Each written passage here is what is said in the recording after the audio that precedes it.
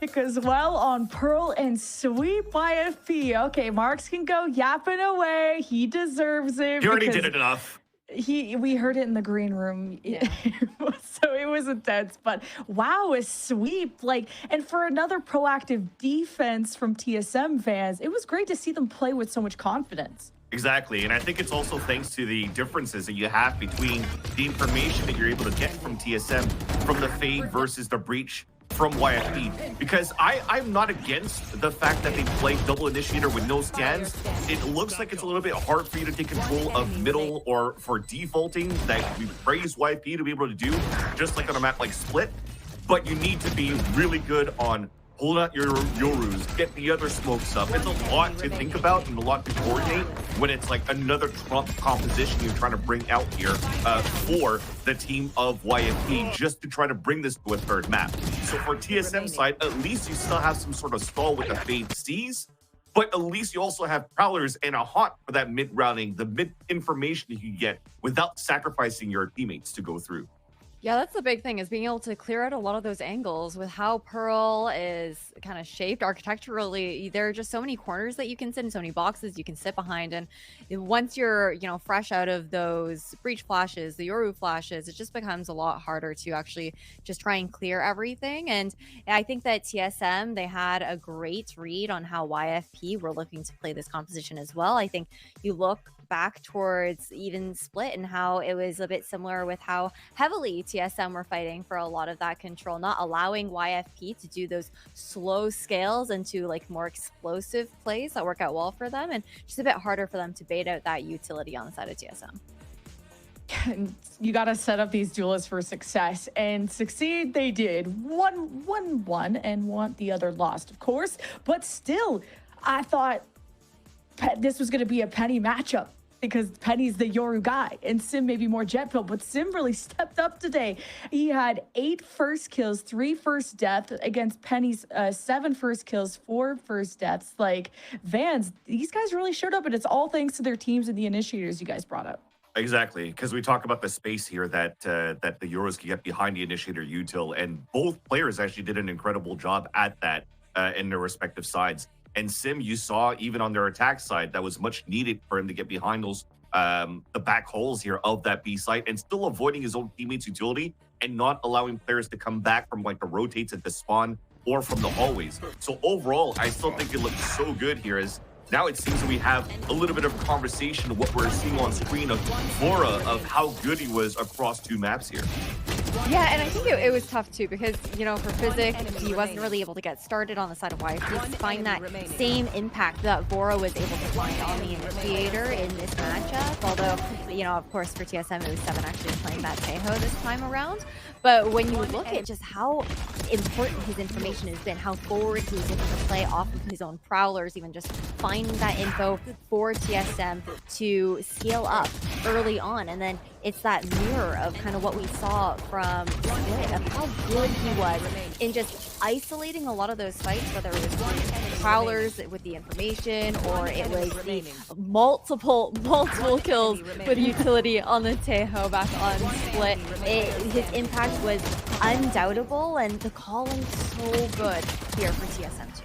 It's a little bit of Vora differences from the first map on Split. It's just him getting a lot of great value out of Teho utility, for example, and then leveraging that utility so that Sim could get the best out of that utility on Split.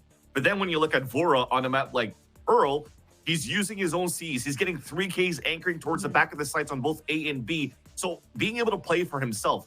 And that also brings that value that GMD was mentioning before, where Vora, yes, has a very big brain and very smart understanding of how to macro and call the map or call the game here for TSM, but also at the same time, think about him as a rookie here coming into Challengers and picked out of the ranks, literally as somebody who just grinds it out, as somebody who's able to frag out as well. So to be able to do all of that at such a young age, at such an early start in your professional career, man, the sky's the limit right now for Vora. Yeah, he's just so dynamic as a player to be able to transition to playing a much more kind of like not like taking the back seat, I guess, on Split, where you're sitting back, just throwing a lot more of that utility and just being able to both do that and then be so proactive. Map to map, it was just a great series coming out from TSM, and the IGL just being a really big star, even though he's not necessarily always putting up like the biggest of numbers. He was still up there despite doing all of that calling, and may not always be the flashiest of players, but the good old reliable that you can look to focus back in on. And you have to really give note to the prep that was done up against YFP, how he was able to work on that with their coaching staff and look towards doing a lot of like these counter calls to work against the compositions and that slower play style of scaling up and that difference in tempo that YFP had, where they didn't really get that opportunity to play their game as much.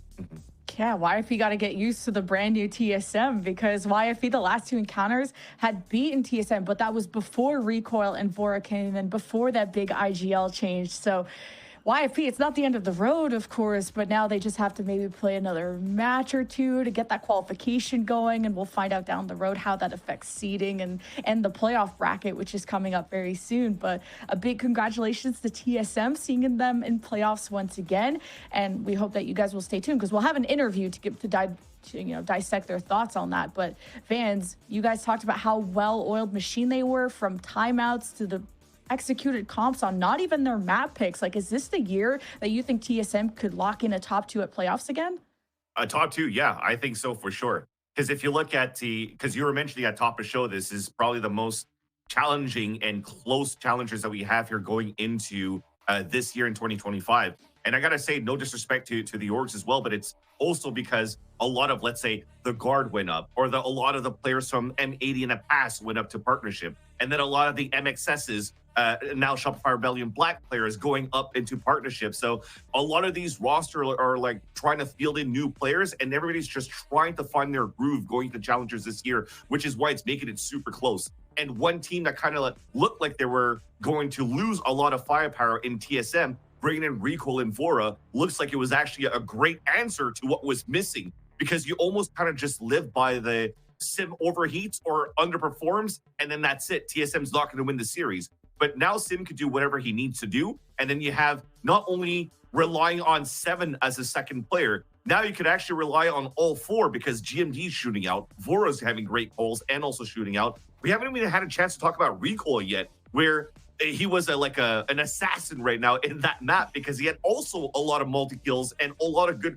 retake swings and timings that he was providing here for TSM. So yeah, it's definitely looking like a team that could contend into the top 2, maybe even over like the M80 and the Shopify Rebellion Black for this season. Yeah, a lot of potential for everyone to step up there. And I think it's so important to talk about, we discussed how they were kind of the middle of the pack team last year, and how this matchup up against such a star-studded roster in YFP was a huge litmus test for them to actually have a strong identity going off into the tail end of the first split here for the 2025 season. And that's exactly what we needed to see out of TSM. It's what they were able to prove into the server today, and a really great foundation for this roster to continue to build off of. Yeah, and this roster has looked that much better because of those new players. And I actually have an interview with one of them for Recoil or New, but I want to sit down with Recoil because we just haven't heard enough about you. How's it going? Congratulations on qualifying into playoffs. Well, what you thinking about? I'm really excited to be heading into playoffs. This group of players, I believe in us, and I think we're gonna always end up on top, no matter what split we're playing. And yeah, it's been great so far. And how would you rate your performance this split with the team and overall this series? Because we've seen a lot of growth from you. I feel definitely getting better. It's a learning experience. Matches are different from practice and scrims. But I'm really happy with my performance today, at least. Yeah, and you've met some pushback against teams like Rankers, and even this series didn't look super easy. What's at the top of your mind when likely going up against these teams again in playoffs? I mean, I know all those guys for the past 2 years. I mean, my mindset's the same always. I mean, I think it's really easy to beat them because we know their game plan in and out. We watch review, we practice, It's easy heading into the matches.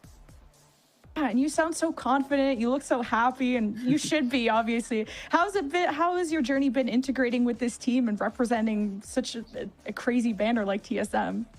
I mean, I've known Tyler. I've played on Team Form, Tim, and it's been really easy, like fitting in. And I've known Vora as well. Everything is just like smooth, you know. I've known those guys. Nothing's new. Awesome. Well, it's going to be awesome seeing you in playoffs as well. We were talking about whether, like, is this the year that TSM could be like top 2 or even get the crown? Where would you rate yourselves going into playoffs? I mean, Tyler said it the best, right? We're the best team, and we will be on top no matter what. All right, quote it, ship it, put in the headline. I love it. It's been great talking to you, Recoil. Congratulations again. Thank you. Looking forward to seeing you in playoffs. Thank you for the interview. Have a good day. Thanks. That was Recoil, y'all, and what a match that we had, and it came pretty contested, but it's not the end of the road for YFP. They'll have to get that 4th win in order to get into playoffs. Only 8 teams make it there. No doubt we'll see them again. It'll just have to be qualifying off of another team, but we have another match around the corner. It's M80 versus Cubert, and oh my god, I hope you guys brought the popcorn. These matches are crazy. We'll see you after the break.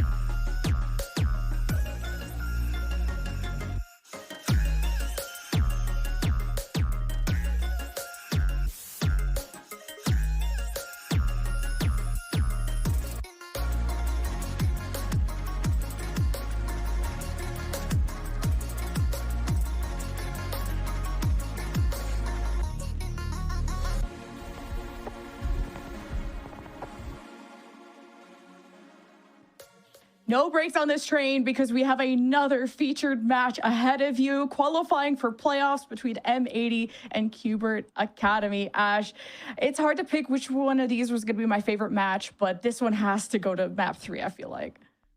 You want it to, right? You want to see it go the long haul. You don't want to see a quick 2-0. There's a lot of expectations on both of these rosters for today's matchup. And again, qualification on the line here to try and get that early on, try and find that opportunity to be one of the top seeds.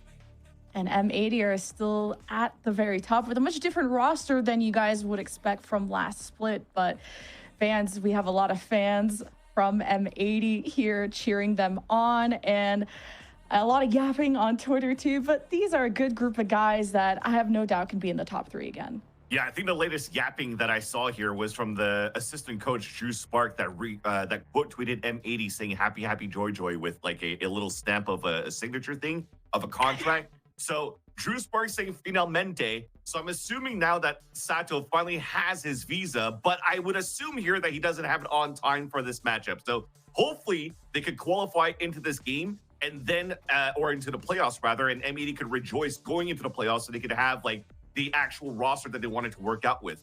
But not to take anything away from the current roster here, because you have an absolute amazing team going in with Weeded still popping off with the consistency that he always brings into every single one of these maps. And as Okeanos mentions as well, they're just only started right now with Okeanos at the helm, taking the responsibility of the duelist role while they're waiting for Sato to join in.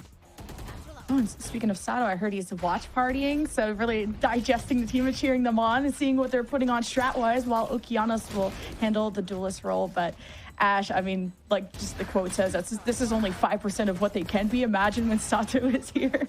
Yeah, I think that's a scary prospect, right? But then at the same time, that's a lot of pressure on the side of M80. They've had so much success in previous seasons of the Challengers League within NA, and for now, you want to see them continuing to level up. They got so close to ascending back in 2023, and close again in 2024 to try and once again, unfortunately, just hit that 2nd place mark. And that's where you're looking towards this team with this new iteration of this roster, try and step it up to try and actually, you know, bring it home for the org once and for all. And that's a lot to bear on the shoulders of these players.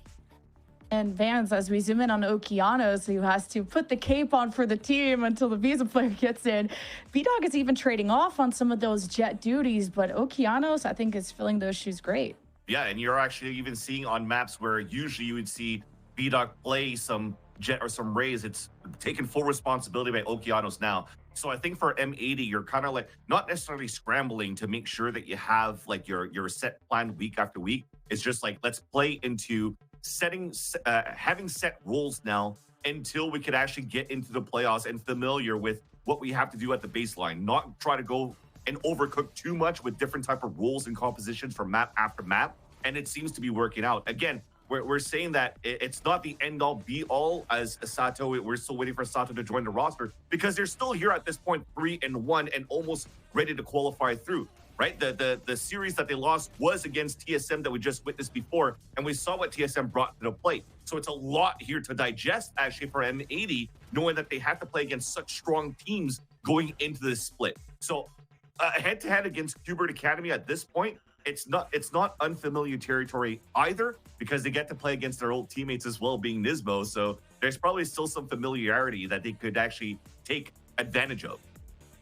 And I know outside of Rankers, I think one of the most feared teams we've had, Ash, has been Cubert Academy. If you look at the names on paper, these are all individually successful players.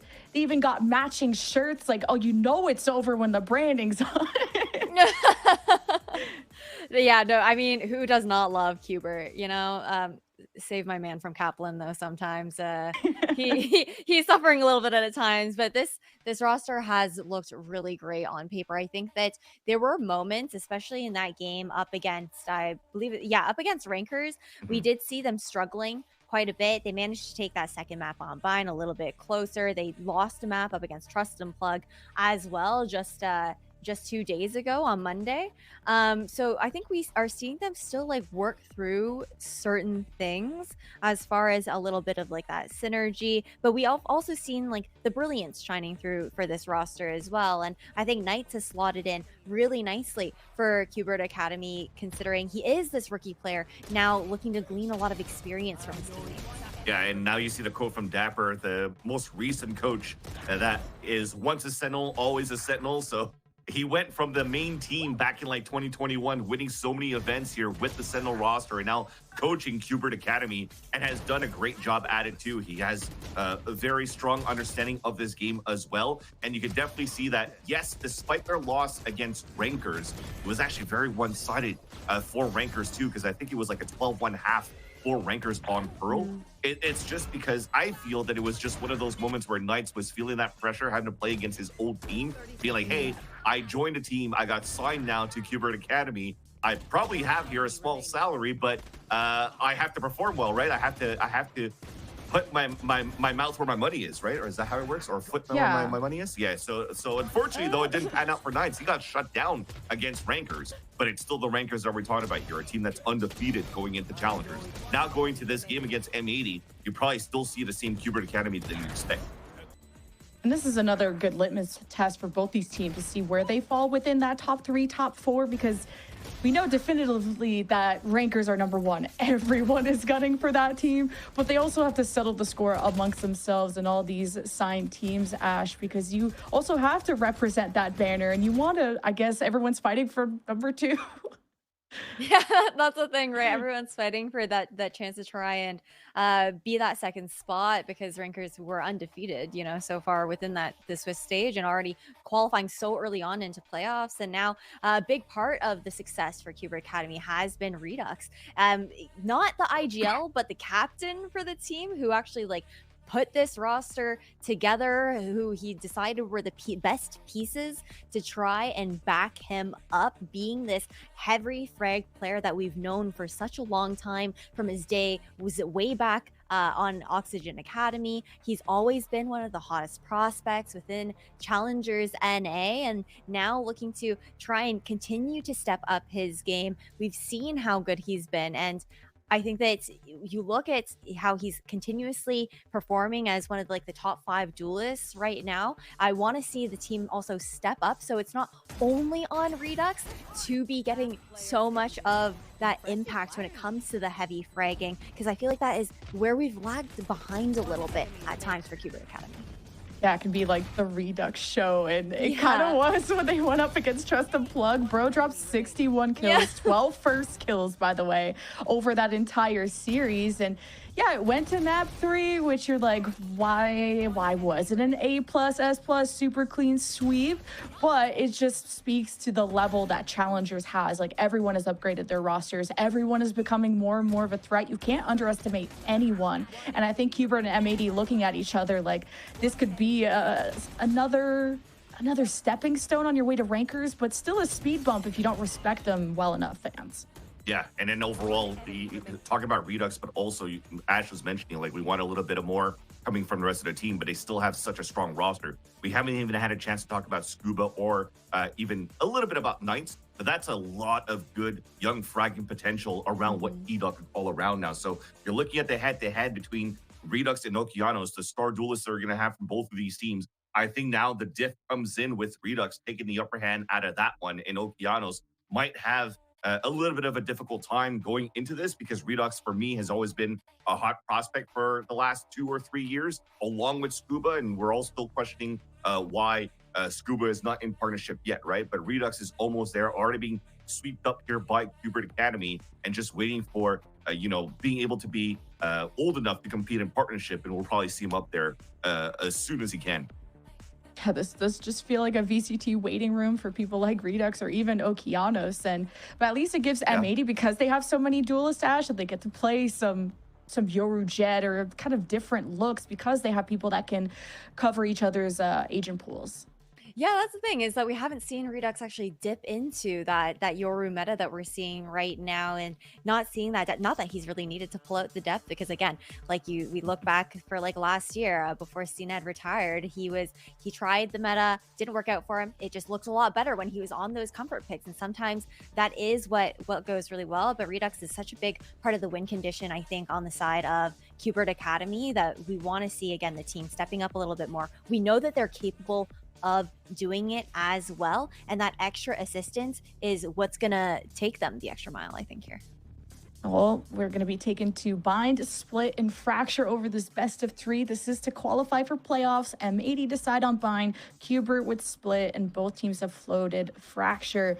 Fans, who do you think gets the edge here in pick bans? It's just so ironic to see that M80 is picking Bind at this point, because that was pretty much their pain point of last season, where they always avoided that map like the plague. And even when they got into like the BO5 and the grand finals to play against 2G, Bind was the last pick that 2G just put the final nail into the coffin as well, just to make M80 irk even more. So I'm assuming now at this point, since the offseason, the main goal for Psycho and for Drew Spark was to make sure that they had the cleanest Bind ever, and which is why you're seeing potentially their pick going into this one here. So, but overall, I still think that this is going to be a series that will lean into just Cubert Academy for the victory, because of these slight shakiness that we're currently seeing here from M80 from time to time within the rounds itself. I think Let's look at our predictions while you chat. Yash, what's up? Well, no, I think that, as we head into our predictions as well, there's the fact that we haven't even seen that split coming out from Cubert Academy too. But I've got to say that my heart is lying with M80 on this one. I am alone on the desk. Mark's, well, he was my op earlier, but I guess we will have to be allies this time around. We'll shake on that later.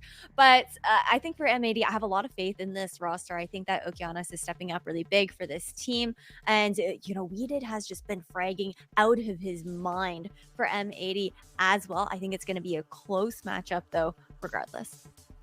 And Agent Select will be ready very soon. But as we head to that first map of Bind Bands, these are 2 teams that have unique players. Like, I'm looking at Knights, I'm looking at B-Dog, who love to play Clove on Bind. How do you rate Clove's impact on Bind and their viability on it? Yeah, just in general, I was always having a question mark with Roy, wondering why players are actually picking Clove into these comps on Bind. But I think it just makes sense now with the support that you need to have around somebody that's going to satchel in if you're not going to default around like maybe a little bit of Viper. But for both cases, for M80 and Cubert, they're both using, on top of that, the Viper to lurk around on the short A side on their attack. So now the orbs are going to help a little bit more on how quick you could drop those smokes and just immediately fight around that. So I don't think now, the more that we see reps of Clove in the VCLs, I see the value that they bring into an agent. But I mean, there's still moments where a Brimstone could still be better. I think I understand where you're coming from with that, you know, with like that stall potential being a bit of that trade-off. But I think when you're running, you know, the double controller situation, the Clove is a bit more forgiving because you can get a bit more aggressive, look to take a lot of those fights, and then you can still have smokes up, whether it's for that post plant or for additional stall on the opposite side of that Viper if you do end up falling early. I think my question in this particular situation is going to lean towards, okay, you're running double controller plus the deadlock, so something that's not as common. You don't often see that sentinel being thrown in with these double controller compositions, and that means you're sacrificing typically that initiator that's going to give you that additional kind of information. So I'm looking forward to seeing how Caillou is going to be a bit more proactive with that utility, especially those wombo combos with we did that grav net alongside the salvos can be a very, very potent combination for securing some of those kills. Yeah, definitely some offensive options, but good thing M80 are starting on defense. We'll see how one-sided it'll be with the double controller and Senti thrown on top. And to bring you through Bind, it will be the usual casters, Marks and Tedrick. Take it away. What many Twitch chatters would consider to be the two best teams remaining in Challengers. And on a good day, that may be true, but we have yet to see how good today is. An M80 squad that is still waiting on its fifth to come back, but we did plays the ultimate sixth man. As Sentinel's Cubert Academy attempt to truly mechanize what should be the comp of the century. Marks, this is the perfect stomping ground for M80 and the perfect testing ground for Cubert here on Bind. Yeah, this one is yet another banger that we have in front of us. One of these teams gets that qualification spot. The other one still has to fight another day for to get into the playoffs. And already we did, getting a little bit of information that Redux is just on the outside there. But right now from Cubert Academy, things are a little bit more slow coming in from them. And Ash highlighted a fantastic difference. Q coming in on that deadlock. I'm excited to see how they're going to chain things together because I think that it allows for a lot of potential at trapping players down, allowing M80 an easier time to be able to gun their opponents down. A lot of that will come on the short attack line. Until that point, it's got to be all about playing off of that utility upon the swings. And so Cubert Academy, a lot of this early round is going to be about sniffing out the right target and prioritizing the lane that they occupy. Double swing from Okeanos and company, who has taken up that duelist mantle until Sato makes his way onto the team, and he's been a duelist for a good decent chunk of time, so he'll do his job pretty dang well. Good for the 1-for-1 as Redux will fall. Cubert Academy make their way onto the site itself, where the deadlock utility does not, in fact, lie, especially thanks to that stealth drone that we did cost out. They'll find a kill along the way, too, but Caillou has been able to spread this thin and keep this down to a 1v1. Scuba, the B-Dog, classic duel between these two. They faced off against each other so many times, but it's B-Dog who wins it out this time and gets the pistol round for M80. And I hope that this is a premonition for how this matchup is going to be going, because that one was close on both of these sides. And talking about the talent coming into here, obviously the desk highlighted Redux quite a bit, but just generally speaking overall, I'm more of a fan of the players on M80. I think that when we talk about a team that has a little bit more practice, is a lot more comfortable playing off of each other, that's where M80 are going to thrive. And so they take the pistol round here. It's still very early days on this map, but let's see how Cubert decide to respond. This is M80 with a very nice buy-up coming into this next round, as we do see Okeanos back with the Outlaw, and B-Dog just so aware, but can't quite find that kill. Doesn't really need to do much work, though, now that that Toxic Orb is reduced Cubert to a crisp. He's on the hunt for the remainder. Oh, jeez. What a way to go as well. You know, not so much in this current meta, but there was an old saying that I had, which was spray through your smokes. And you know what? That is an excellent example of it. We saw earlier that spray down kind of happening there, but just so aware of maybe they regress. I'm just holding the left mouse. Oh my God, I killed 4 of them. That's honestly one of the best feelings in the world. Definitely a great start. That'll give M80 potentially a 6th life on the bonus round. What? And my goodness. Yeah, why use utility to clear that when you can just shoot through the wall for it? That's great thinking by M80 to just keep this streak as clean as possible. Put the blinders on. Somehow they've just got the 6th sense. They know exactly where everyone is. Oh my goodness me. I mean, that's just utter decimation. It's so unfortunate. And yeah, B-Dog just had enough of an inclination as to where they were. And of course, just at the end there, being aware just on the other side of the wall, somehow able to shut down Cubert Academy so hard. But this is when we expect to see the bounce back from Cubert. I want to see how they're going to be setting Redux up for success. There's a reason why Redux was able to get a 60 bomb in the last matchup. I want to see that talent thrive yet again. Cubert is a jet-powered surgical needle, and Redux is the activator. He'll get on the truck and immediately get silenced by B-Dog, who is now only 1 orb away from that ultimate. Nismo attempting to duel him, but now he's got company upstairs, and so Cubert, they can only confidently take this front half of sight. And it seems like they're not holding on to too much confidence right now as M80 continue to field out that pressure. And Okeanos continues to repeat. That's another one down. Nismo finally available for the refrag, and he'll extend past the shower to find lead 2. That's 2 down now for Cubert. Caillou will be able to silence that, but now comes that confidence on the short push itself, and a 2v3 against what M80 still has is a half-hearted buy. Not out of the cards just yet for this bonus to be retaken back. A lot of it rests on Knight's ability to frag outside of that util, and he's just having so much trouble finding those heads on the swing back. Really tough angles to manage by yourself, which is why you now have some help from beyond the smoke. No Scuba, just waiting for the peek instead, and that's gonna be enough! All 3 go to him, and the bonus will still go Cubert's way. There's no way. The moment all of the M80 agents look the other direction, he just steps out and is like, well, they're not looking at me, and so let's gun them all down. Excellent play coming through from Cubert Academy. You could tell Knights was trying to go for a little bit more of a carry play there, but unfortunately it just wasn't in the cards, and this is something that I want everyone to pay attention to. We see the members of Cubert Academy usually go for the hero syndrome plays. I like to call that carry syndrome, where it's like, all right, I gotta carry this round, let me just get right into there. And I think M80 are doing a good job at watching for when people might just poke themselves out. They're playing disciplined, watching all of the different angles. You might see that raise pop out or any other agent and immediately ready to punish it. And that is going to be the key to success, to make sure that Cubert don't walk away with any of these rounds easily at all.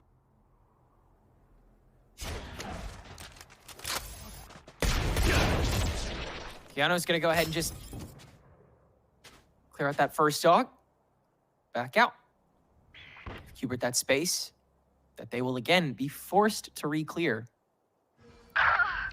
Oh, wow. Huge pick off from Scuba on top of his wall. So importantly here, it doesn't actually draw the defense away from that B site. As a matter of fact, M80 want to pressure out on the other side of this wall just a little bit to get that information and have a better understanding as to what the play might be. We did up against the world until the reinforcements can come. Because Cubert, when they come knocking on your door, they're about to kick the door down. All or nothing here on Redux's push, and off of one blast pack, he's able to discombobulate Weeded and get that frag pretty quickly after. Nice reaction time from what is still the star of Cubert Academy.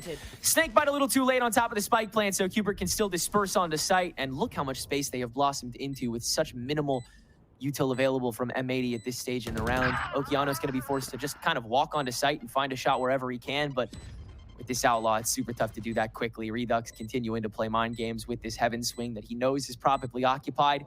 It's not like Bao can move any further off of that either, unless Okeanos actually makes something happen. A great game of discipline played by Cubert Academy that they refuse to lose this time around. Bao will find the opening pick on the exit, and in fact does find Redux too, but that's all they can muster. They'll get out of sight, hold on to two guns, and give Cubert the tie game. And unfortunately, Okeano's not able to get a rifle either. You can tell there was a little bit of intention there. Maybe we can move up and get something, but just hold on to that Outlaw instead.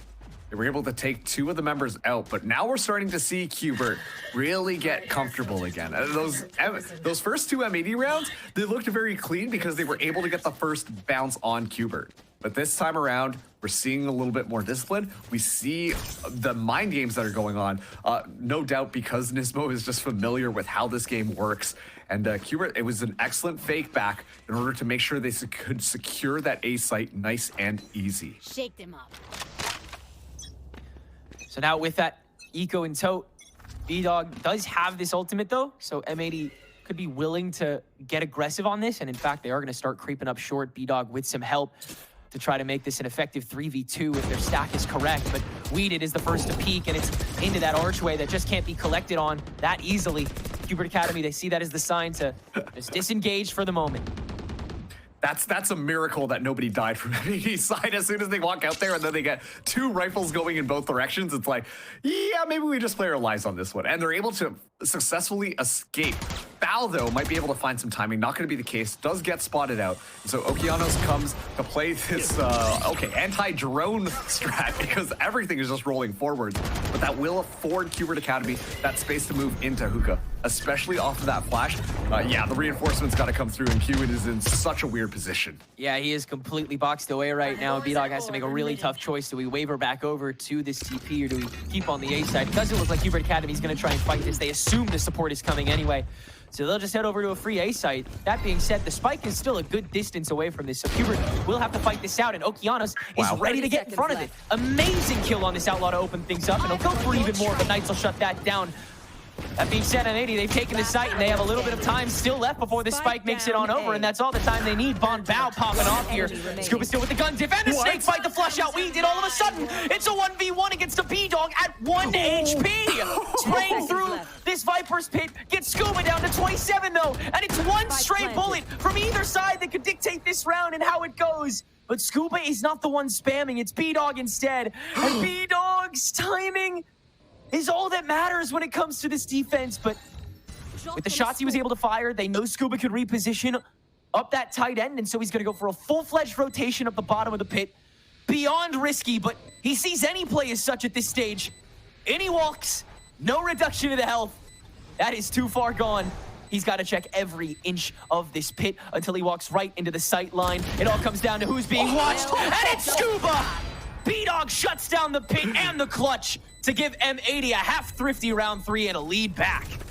Wow, that was an insane round between Okeanos and Bao, just playing Overwatch up top of A site, watching every single angle. And you can tell Cubert Academy, they're like, we must be able to just walk into the site for free. Not going to be the case at all. And then Scuba just popping off. They're able to get the kill with the snake bite as well. It's just so clean. It almost became a winnable scenario, especially with that Viper's pit. But B-Dog winning that round out is a huge boon for M80. Simply just because that means they've got that pit out of the equation completely. That ultimate gets wasted without finding the value that was expected out of it. And now Cubert, they're pressuring up B side. They toss out the snake bite nice and early to force Okeanos back away. The dimensional drift is online, so if they want, Okeanos can go exploring. But Cubert Academy, they're slowly inching up forwards. This doesn't necessarily mean that they're going to be moving through, however. They're on the teleporter side, so they could make a pivot if they need to. Ready. Something that they haven't employed just yet. M80 has already considered that push, though, so you know they're ready to rotate on top of this.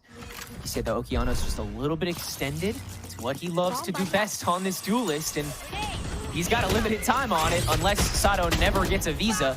Okay. M80 once again full-blown denial on everything except Redux to showstopper, and B-Dog's extra life off of that ultimate is just going to bolster it even further. He's the one to get in front of it first, of course, but Weeded's coverage is what really matters to keep that man advantage rolling, and it is truly rolling. Scuba, yet another 1v4, but problem is he's not getting 3 simultaneous kills before it even starts, so a lot tougher ahead of him this time around. M80 now up to 4.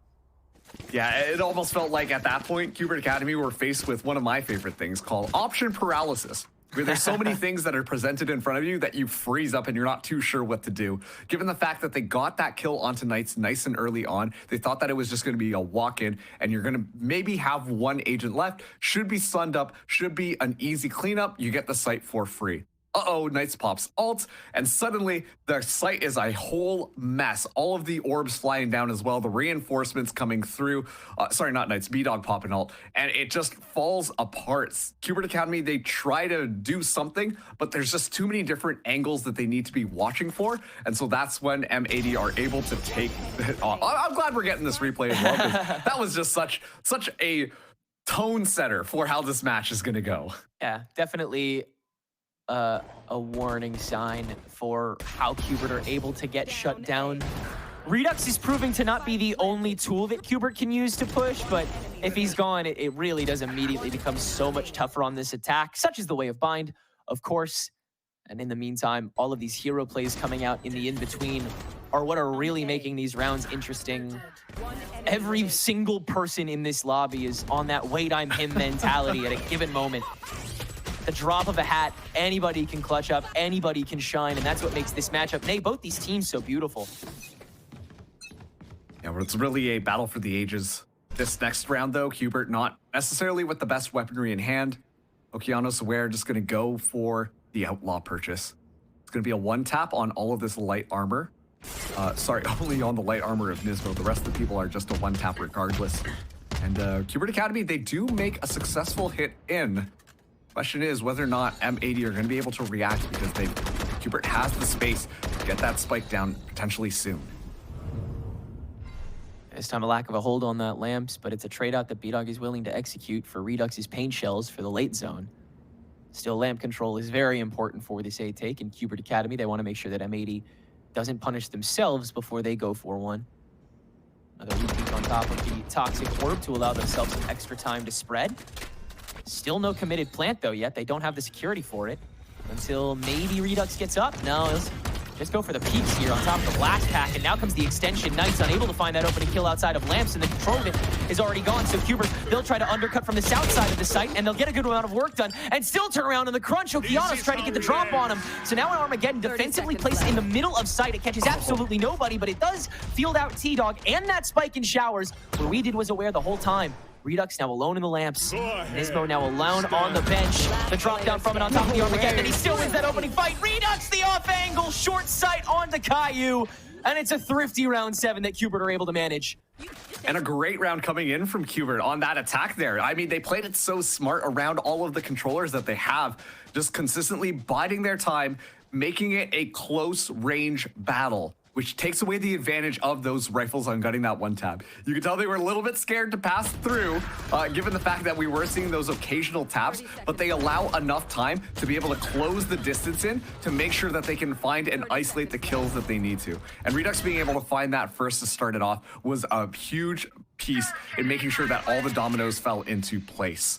This time around, though, a defensive Viper's Pit immediately deployed outside of B. At this point, M80 are doing a good job at potentially reading the two strategies that we've seen Cubert Academy go for. Whether or not it's at A short or the B long play, it's going to be a stall out on Cubert Academy based on some utility.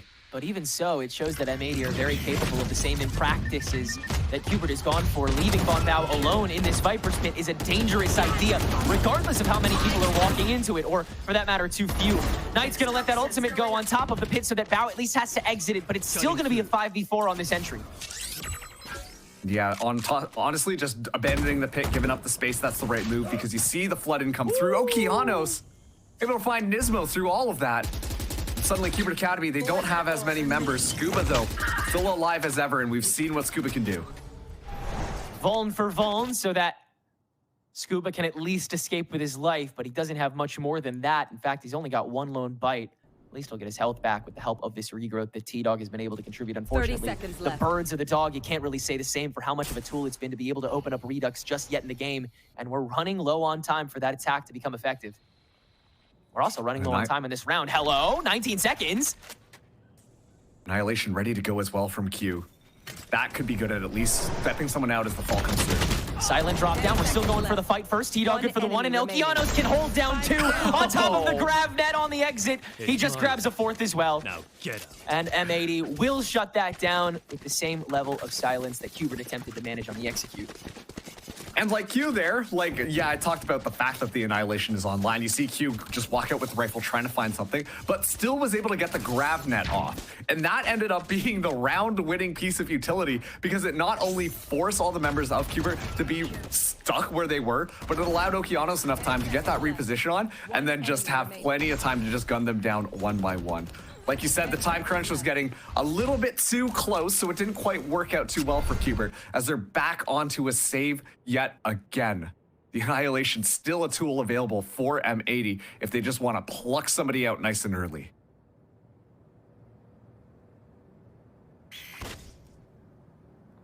Open up Nismo. I do believe a gun was spotted, so there's a couple preliminary shots.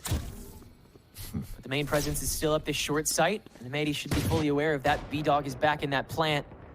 But Redux could still use these paint shells. Barrier mesh up nice and early this time from Caillou. And he could still sit on this Annihilation whenever they want to intercept. Redux, it all comes down to timing on him, as always. So much of his team on his shoulders, and he's no longer even IGLing at Okeanos, now catching Nismo on the lurk. And Cubert decide that that could make B that weak side off of that lurk check. So it seems like they'll try to bum rush that, at least for the time being. Sans spike, though. T-Dog still has that in his hands. Yeah, I wonder what the call is here. Maybe just a long rotate around. Hopefully, the slow creep up from Cubert allows enough time to make sure that the spike is ready to go. But still, this is a huge ask. A lot of deadlock utility still plaguing this site. And Okeanos and Bao just holding their ground. Bao had a couple of really great moments.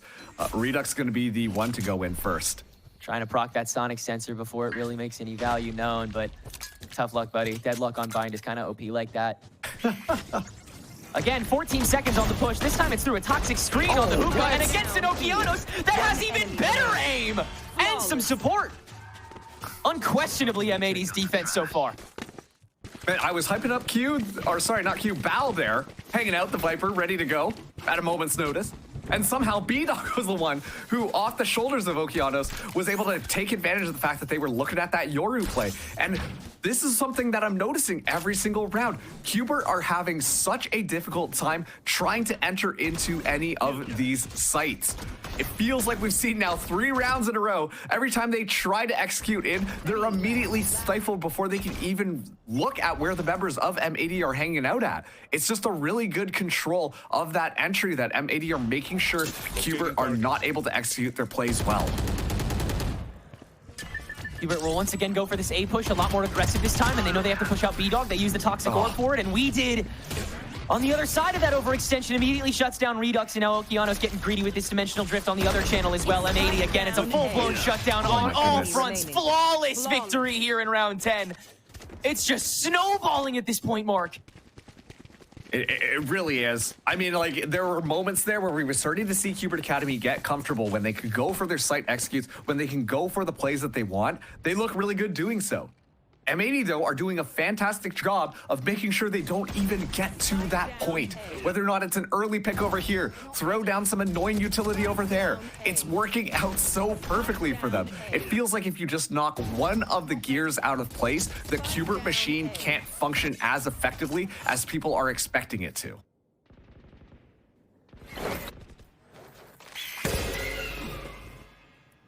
No reason to leave this position. So T-Dog's just gonna let the dog go too. Weeded is still gonna stay here. This is ridiculous. Another piece of util thrown onto the bathroom to try to clear it, and the stealth drone is stalled, timed out, and still grabs nothing. And then the salvo is just placed on top of it to get all that space back. What a waste of a trade from Cubert Academy there, as we did alone stifles 3, and Okeanos has used that time with this operator to get all the way down sand to prevent the rotation. Still though, Cubert, they set their sights on showers and will re-enter for the umpteenth time. Yeah, and once again, that's what I mean about M80 doing a good job at controlling Cubert Academy's pace. The fact that it was the salvos, something that will regenerate over time, that stifles all of that utility that Cubert had just to get showers control. And for it, they still don't get pretty much anything. We see that Scuba is potentially exploring this B site. M80 have not moved a muscle and still have quite a bit of tools to deal with this potential A side hit. The Annihilation gets popped. Q getting a little bit exploratory, but it once again is just keeping Cubert at arm's length away. And at this point, you're able to just time them out again. There's 20 seconds on the clock, and we're not even broken through short. That being said, Redux unchecked and Shower. You can find the off angle quick enough if M80 doesn't frag out. And Caillou still somehow finds one. We're still opening up this site. Paint Shell's just now used on the mid site that Knights can no longer breach past because of it. And Okeanos is attempted to get walled out by Redux instead. But he'll win that fight anyway. And now M80 will just come back on site to circumvent. Another 3v1, another moment in which Scuba is asked by all the remaining players on their knees to clutch up. And he just might. Okeanos caught short. B-Dog on the prowl with this shorty, and he'll make it work. Borderline disrespectful, but not there just yet. M80's up 8-3. Yeah, once again, it's just the slowdown. Cubert Academy, they can't even get going. The train is completely stopped, and they're desperately trying to push down the tracks. And all it takes is just M80 slowing them down even further. We're already at the last round and a half. We see that Scuba's got the Viper's Pit back online. Showstopper in the hands here. But man, what a crazy round. It just feels like M80, even when we see Cubert get the spike plant down, they simply don't have control of the site. M80 are doing such a fantastic job of controlling the sites themselves that Cubert Academy just feel so uncomfortable in every single scenario. Just really not seeing all the connection that Cubert watchers would be asking for, but when M80 decides to answer prematurely, Scuba will punish. Now Bon Bao, the other Viper, getting in on the action with aggression himself. And that'll work out a whole lot better. T-Dog trying to spray through, and now can't, and gets fielded away by B-Dog on the ultimate. He's got to run away from that to prevent it, and so it'll still be a 2v3, but T-Dog walks right into We Did. And the blanks in their heads are still forming up, even when M80 finds disadvantage. A monopolized site on either side. Nismo's extension is the most important part of what's going on right now. But it is a 2v2, plain and simple, in this final round of the half. And importantly, Scuba does have that ultimate, so the Viper's Pit comes online. And this is going to be especially effective, given the fact that Nismo's still alive. The salvos are going to be a one-tap kill, especially with the... Oh, never mind. The Viper's Pit is deployed here, but the Snakebite is already used up. Let's see how M80 want to do this. Bao and We Did still alive, looking for some information. It's got to be all low ground, and they've garnered that Scuba is all the way back on the pit. So forcing them to step out, the salvos to counteract on the tap first, and so now they'll try to take over the pit. Bao watching the heaven swing that Nismo is attempting to reconnect on. That stun grenade launched just in time, and We Did just trying to rush onto the spike. Scuba well capped on that Viper's Pit to give Cubert Academy a 4th round on the attack, and now is where they really need to light up. I was going to say on that last round, yay, M80, they're so good at controlling the sites. And then M80 decide to push out there. And they walk right into Cubert Academy, who are kind of like, they've been really slow, which feels almost a little bit uncharacteristic of what you would expect from this squad. You look at them and you picture a bunch of rambunctious rogues, for lack of better terms, just pushing things through. But they've been playing so slowly this map that M80, it feels like there might have been a misread on the tempo that they were going for. And so it gives that opportunity to let Scuba get that ultimate online, and the rest was history. We're now swapping sides here. I will say, based on the history of Cubert Academy on this map, they tend to prefer the attacking side. And M80, they do have 8 rounds already. So Cubert Academy, it's not done yet. This 8-4 half doesn't spell disaster, but they gotta make sure they get this pistol round if they want to make it more possible. Immediate switch up on the swing. Okeanos with the TP over to B site where the spike sits, but M80 using that to attempt to feign that control of Shower and get the early rotation to wherever their heart is set on. Cubert Academy, huge stack up on this B site, so M80, they'll begin the mad dash back over, giving enough time for the remainder of M80 to hopefully set up this site and set up shop. The short line is still going to be the main line of attack, and Cubert Academy, they will wait for the smokes on Link to get fully boxed out. Looks like they won't try to regress until the spike goes down, and with that barrier mesh, good thinking. Yeah, nice easy plant down. It's going to stall things out for quite some time as well. Allow for plenty of time for M80 to set up their post-plant positioning. And we're seeing exactly that. They're just waiting for it to go down before Cubert Academy try to re-engage here. Scuba, the one with the Sheriff from on high. He's going to be the biggest threat, as always, so far on this map.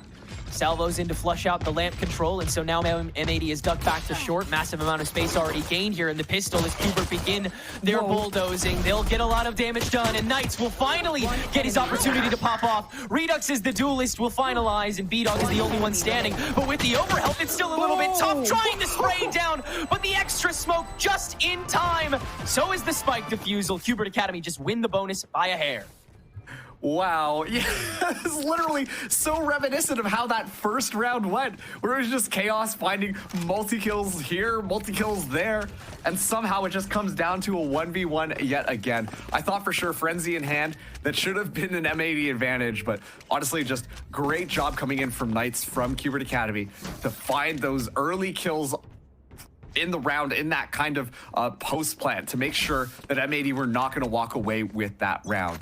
And so a different story, Cubert Academy, they scoop up the pistol round, whereas they lost it in the first half. And they've got the weaponry now to potentially shut out this M80 attack. Which is why you'll see Redux get nice and close on top of the util that M80 is now using to try to set themselves up. Again, they're really not scared of what T-Dog has to offer. They're just scared of the gun diff, which will now shine through. Knights and Redux, once again, getting theirs this time around. Is this the half we'll see Knights pop off? He really wasn't able to open himself up too much in the previous half. We'll see if that changes. Disco winning the duel against the sniper. Redux winning the duel as the sniper. This is looking like a nice, clean follow-up, and we did. Where are you going, dude? We're going for a stroll. We're taking the grand tour. Yes. So here we see these are some nice bushes, and oh, okay. Respect, dude. Didn't know the bushes could do that one. And I'm gonna be honest. The spike is already there too. You don't even have to move it back. Honestly, great play. Something like that. But it's so funny how mirrored this is. Cubert Academy this time on the defense, they find so many wallbang kills on this round. Whereas once again, on the M80 defensive side, when they got the first round, it was wallbangs and through smokes. Those are the plays that we saw. So a great job from Cubert Academy, once again, controlling this. And this is that question that was poised on the desk as to how this was gonna go. Right now, the only controller on M80's side is that Viper.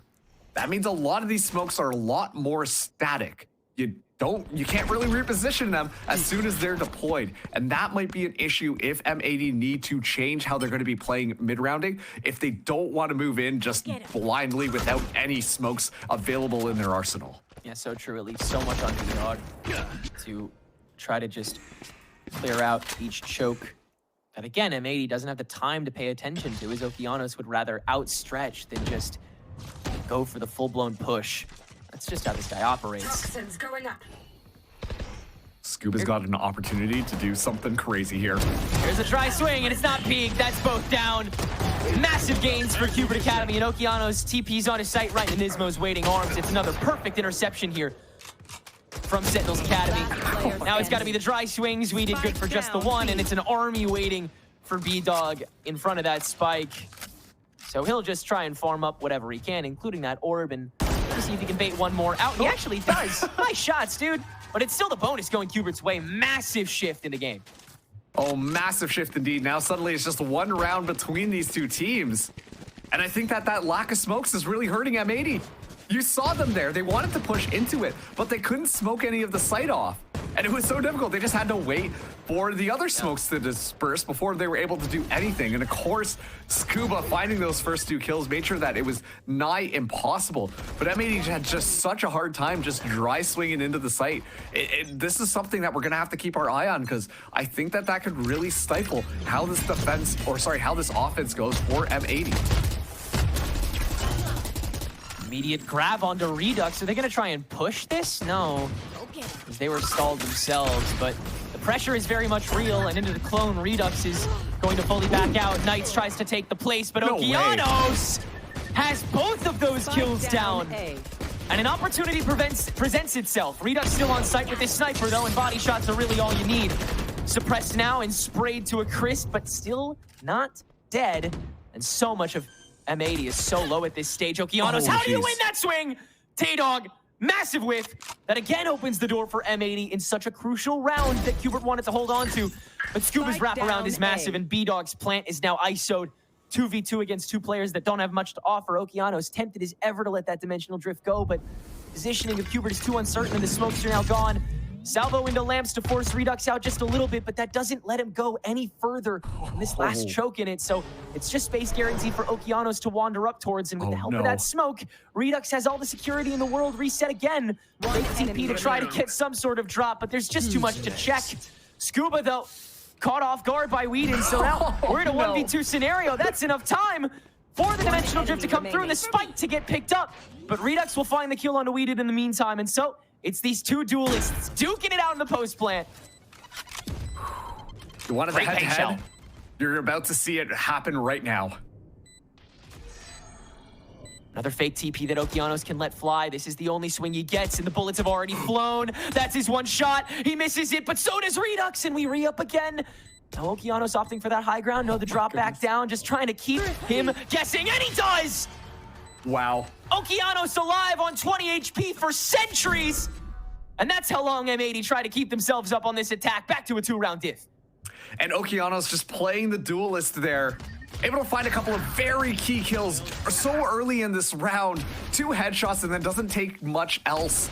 Somehow, Redux staying alive in the midst of all of that. You might wonder why they didn't pull out the Outlaw again, and it was simply just to cut noise. Scuba almost came in clutch, but the wraparound didn't quite work out. We did holding the ground. It just comes down to these 1v1 opportunities between these two teams. A hard-fought victory for M80. But still, both these teams have more than enough money to pull in weapons onto this next round. Redux as well, having the showstopper online could be a very useful tool, like getting a kill early in this round, or at least stifle the aggression that M80 might be doing as soon as they try and engage on the site. Yeah, once that push is in, it has to be stopped. It has to be fettered to some degree. Cubert, they can't just go for the pure retake, and they also can't be faked out when the TP is utilized. If M80 get that spike advantage, they have so much more to work off of, even if they're one man down. Cubert Academy, speaking of which, they're just going to hold the line on this sand and make sure that M80 don't get an easy spam kill. You still have to use a lot of util to make sure that they can re-clear it, especially since Redux is on the other side of it. But T-Dog is happy to let a bird fly and keep this angle held until M80 give themselves away again, which they very much will soon as they make their way over to short once more. And they used up all the flashes from the Yoru, so that's not another entry tool that they've got. Still, though, should be able to move in pretty effectively right now. And yeah, seems like that's going to be absolutely the case. Here comes the engagement. Stepping in is Okeanos once more, and he continues to step in. Such action from this man. Continuing to be a bright light for the team, and one of the most explosive personalities so far in Challengers. And now the rest of M80 can pick up the pieces. Never mind, Okeanos is back in the kill feed again. Nismo the only one remaining here from the shower peak, and yeah, not much you can do until you wait for Okeanos to come kill you himself. Wow, he is he is on a tear. Yeah, I'll say. I mean, it's so funny because I feel like last time in Challengers, Okeanos playing the duelist didn't really make that much of a splash, all things considered. It was still like, you know, putting up a performance, but everyone is expecting this duelist to come in and just absolutely muck people in Challengers. And so I think that that's the reason why that Okeanos is no longer supposed to be the duelist on M80.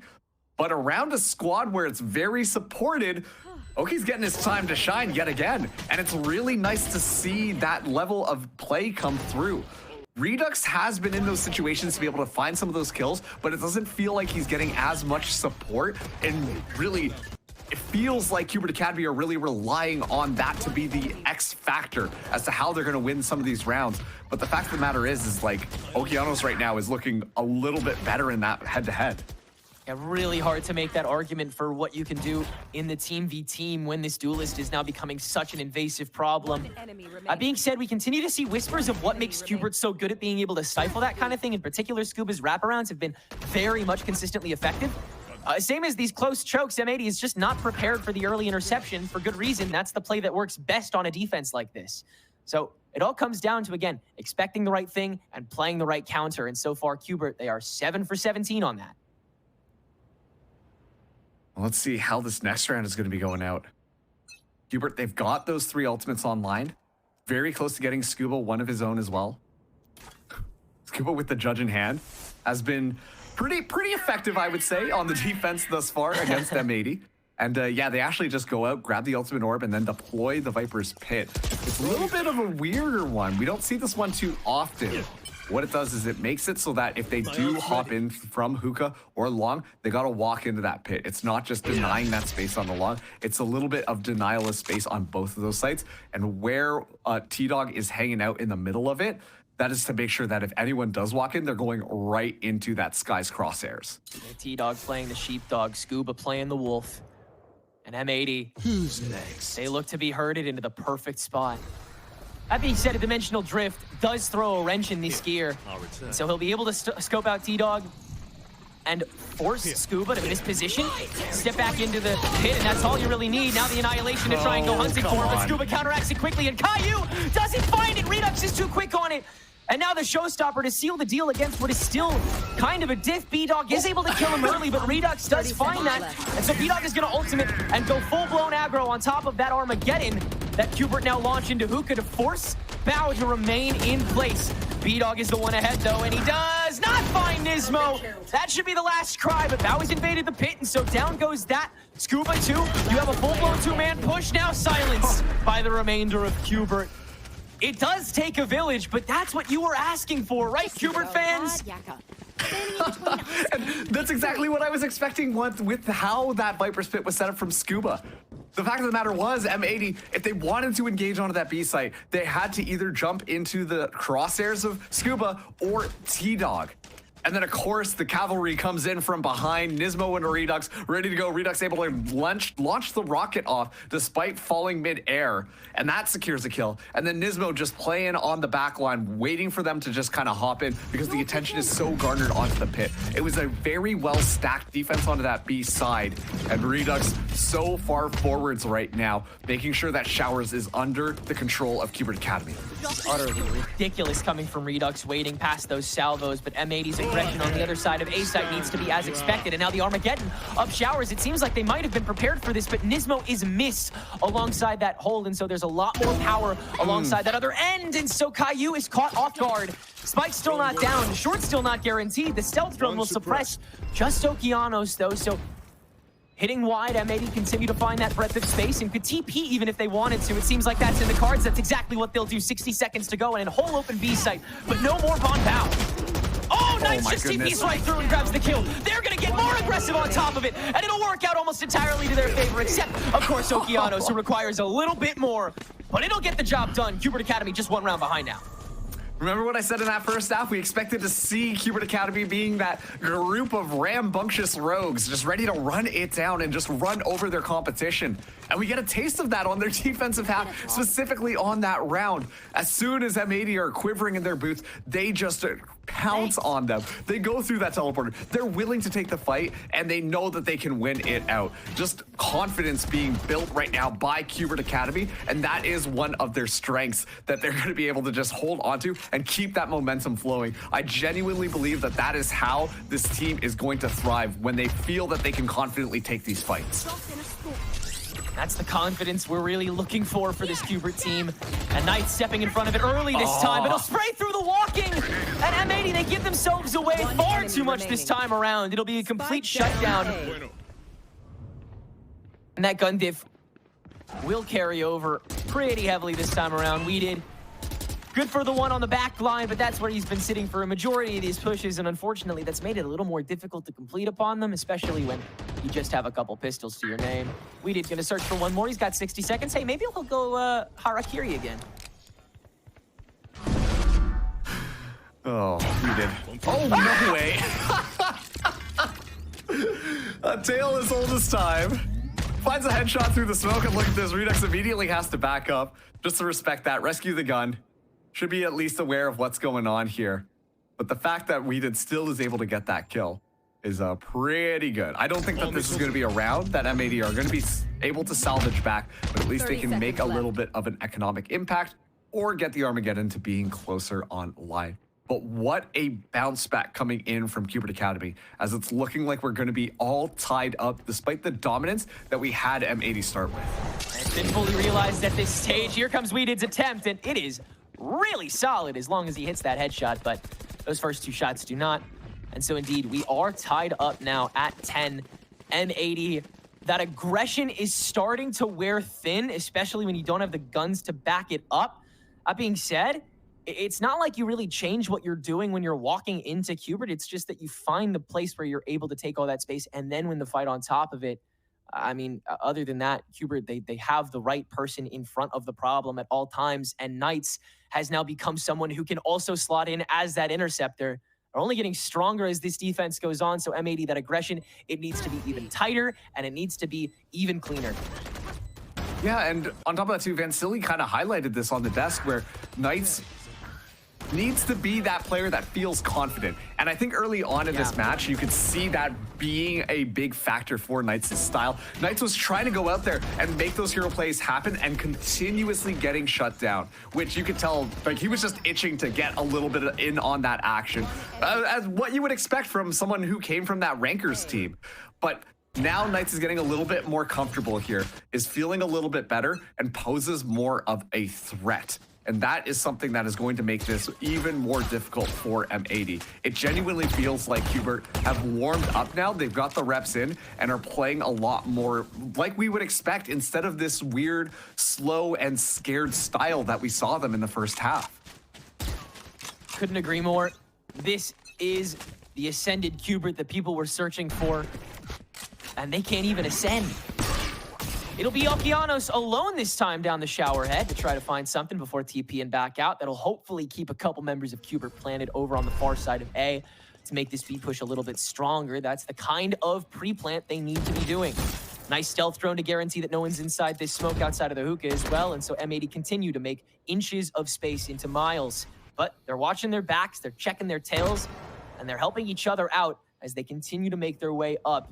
Staying careful, but keeping time on the clock and in their heads. It can still be an aggressive push and maintain it, but there's more of Cubert Academy here now ready to intercept. And let's talk about the deadlock again for a second, because the deadlock was so impactful on M80's defense because it completely shut lanes down and forced Cubert Academy to reposition themselves constantly.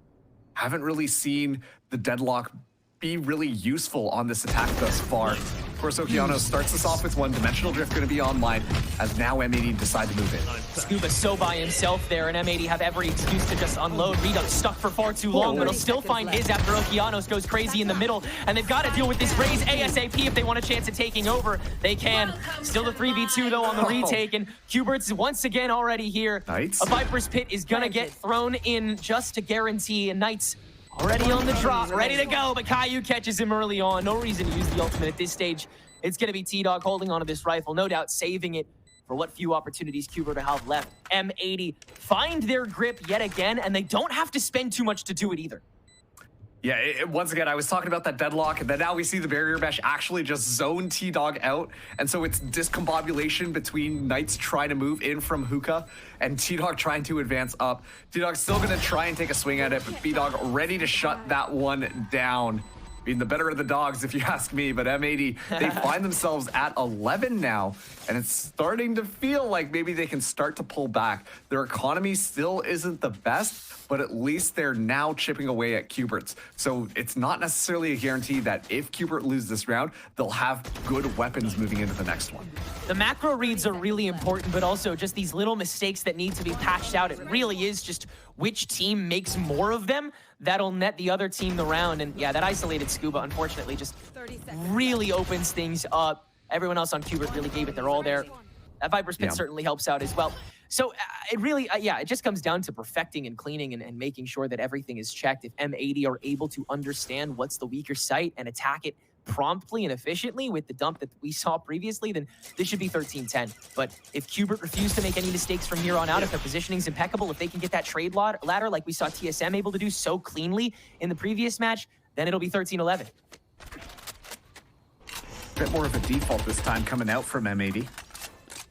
Look for a 2-1-2 split across the map here. I'm going to force out some information. We are going to be seeing the stealth drone get utilized outside of B just to clear things out. And you can tell Cubert Academy, they know they've at least got some space for free. They use a guiding light as well. No information given away. And now that rotation is going to be coming around. Redux lets one operator shot go. That should signal to M80 where they are. But with those close smokes down, this is the engagement time for M80. Really wanted to take that high ground after the fact, but he's got to reposition a little quickly here. Knights will finally use that ultimate after getting trumped by B-Dog, but he gets shut down immediately after again. Now an Armageddon of the front lines of ASEC to at least stall this out, so Cubert can go for that interception that they love so dearly. But a barrier mesh placed up the mid line makes it so M80 can still enter this site, except for Nismo, who does have that high ground as opposed to Redux. He's got this operator down the lamp site. Very close quarters, extremely risky, but he'll take what he can get. And with 13 seconds on the clock, M80, they have only one more opportunity to go for this plant. B-Dog can be facilitated by the crossfire, but T-Dog just walks in on top of it and he'll get the kill promptly after. He'll grab a second, in fact, on top of it, and just walks right in with the shorty with no bullets left. We did with that shutdown, but not against Nismo in the Ditto, and it's a 2v1 that Caillou has to hold on to so desperately. One smoke to defend, but Nismo is able to skirt it, and Cubert will keep two standing to tie us back up. The Valorant timing strikes again. Just misses it at the last second. Nismo making sure the Oregon knows what they lost. Cubert ties it up at 11-11. Scuba able to also grab that sniper rifle as well, carry the operator forwards, probably give that back to Redux. But yeah, I mean, this is just a very evened out match between these two teams. It feels like there's so many different little set plays that are going on, but who comes out on top, it's really hard to predict because you just get these amazing moments of, last secondness where T-Dog not able to catch the timing to be able to deny that, but somehow Whedon's able to find 2 kills in the midst of all of it, and then just the timing coming through. This is very scrappy Valorant between these two teams. It's such a strange purgatory these teams lie in, where Cubert Academy playing mainly for buyouts more than anything else, and so there's potential instability wherever their team lies. They're still trying to find that gel with their IGL, and meanwhile, M80, they are playing with a 6th man right now and trying to figure out how they can gel properly as these teams push. This is not even 100% of either of these squads, not close, and yet this game is as close as ever. One round to get us to game point. Whose side is it going to be on? So far, Cubert remains stalwart on both the default holds. Okeanos able to get that ultimate orb here. Keep in mind, Redux also has a showstopper online as well. But an Armageddon in the clutches of Weeded. Could guarantee the safe side hit. Armageddon going to be coming in. Now they decide to move up there, and Okeanos gets shut down. Moving in front of Okeanos, so now they gain that shower control that M80 is well aware of, but that just facilitates a crunch if Cubert are fast enough to it, and the snake bite is not perfectly placed, so Cubert can still get this fight going a whole lot better than M80 does, and now the rest of Cubert is here to take the rest of it. Should be curtains from there, but first op shot missed. B-Dog stuck in this smoke. It is going to be the round for here, but the question is how much more he can get along the way and just keep Cubert in an unstable position in this final round. Maybe get Redux's ult out of here if you're lucky, but you've got to do so much work, and as the barrier mesh fades, they're really ready for the swing. They saw the foot too. It's over, bro. Game point now for Cubert Academy on Bind. They have wrestled back time and again, but this may be the time that matters the most. Yeah, and that's going to be the biggest thing there. I mean, you saw M80 try to go for that engagement, but the lack of second initiator, really decided to shine itself through there. If Okeanos was able to find those 2 kills in showers, I think this could have been a completely different story, but they weren't able to do that. So the rest of M80, they have to rush showers, try to clear that one out completely, diverting so many of the resources to go there, allowing for Redux to set up in heaven, and it's just free reign at that point. Just completely shutting it down. It's like they got hyper-focused in on where they should be going through, and as a result of that, it just falls apart for M80. Once again, we get to see this lovely replay here, but at this point, it might be bad because Cubert Academy, they've come back and they could potentially win this map up if they get this next round. Not lining up nearly as heavily, not falling into the clutches of M80. That's M80's job at this stage on the attack, and so if Cubert continue to get this macro read right, it really just does come down to here. T-Dog's ability to understand where M80 are going to end up heading to and how to avoid punishment up until that stage. He's been pretty good at it on this defense so far. And util and weapons are there. Ultimate's still present. Redux has a showstopper if they want to get aggressive at any stage in this round. A lot of options in the hands of Cubert. 30 seconds. Oh, man. This is the thing, too, because it is possible that we are going to be seeing ourselves into this overtime, and both of these teams just look so much more coordinated on their defense than the attack. It looks like there's almost a bunch of fish flopping around whenever these teams are attacking and not being sure where they necessarily want to go. It comes down to this level of confusion that is being introduced and wrenches being thrown into their plans that makes the attack look very discombobulated, despite having a lot of those strategies ready. Still that set play prepared for M80. Stealth droning out to B site. It's early though. Annihilation on the entry, but Salvo to slow down, and M80 might have been a little too quick on the trigger. This Viper's doing such an incredible job of completely denying this ultimate, and now Scuba himself is just gonna hold it down close quarters on the Sonic sensor. Nismo encroaches as well, but B-Dog is going crazy up here on site. Knights can at least shut that back down, and a showstopper is too late because the rest of Cubert has it covered. 3 men stay standing for a 13-11 victory from Sentinel's Cubert Academy. And that is a victory you definitely want to carry forwards, given the fact that this was M80's pick. It started out so dominantly from M80. It looked like Cubert were the ones confused. Cubert were the ones bumbling around on the attacking side. And yet as soon as it swaps around, the defense from Cubert Academy was just so well done. M80 just really struggling to get anything going. And once again, Teneric, I really have to wonder how much of an impact bringing in that deadlock over another initiator really paid in, because on the attack, we hardly saw the deadlock get any value whatsoever on their attacking side. It was great on defense, but on the attack, it just simply wasn't good. And I think that might have come down to a lack of setup for trap plays, especially too with that grab net. You can trap people down, salvo them, but none of that really came to fruition. And so M80, they lose out on their own map pick. I mean, really, enabling has been a bit of a weak point for both of these teams in general. Individuality has still reigned supreme. These hero moments have been the more important part of what clutches up. Even the defense is as strong as M80 and Cubert held. We'll see if these 10 incredible players can turn into 2 incredible teams. Either way, one of them is moving to playoffs after this short break. Don't go anywhere.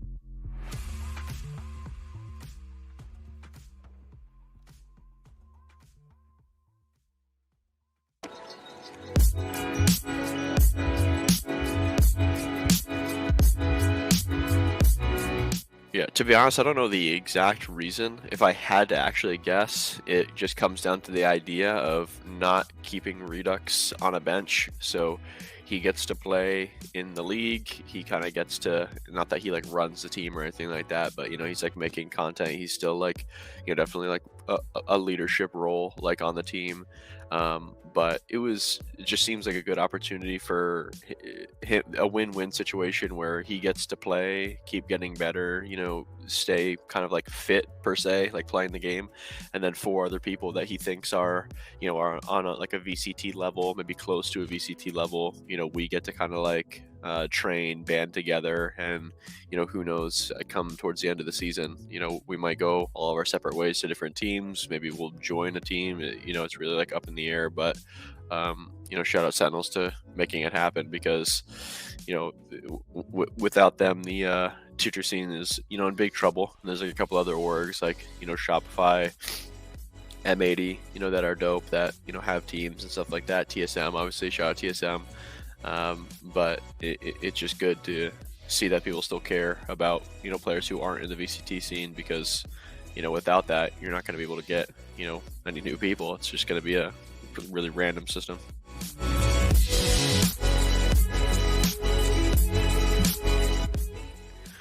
We're definitely looking to just like make our wins like cleaner. So, you know, where we had like a couple like close maps there. And it's mainly just through, you know, it might just be, you know, us making mistakes as individuals, maybe forgetting about like the bigger picture, not relying on the things that we normally rely on, you know, giving the opponent too much respect. So again, just defining that stuff and working on it over the coming weeks will be the main thing. But I think that we're in a good form this season. The main thing that I want us to make sure that we do is just like take care of ourselves. So don't like, you know, have some like freak episode where you're trying to play the game for 14 hours a day every day. It's like, it's one of the worst things that you can do, like when you're in the season. In the off season, you know, it can be like different. If you want to like grind and get better, you can, but like in the season, you gotta like pace yourself. You can't be sitting there playing as much as humanly possible.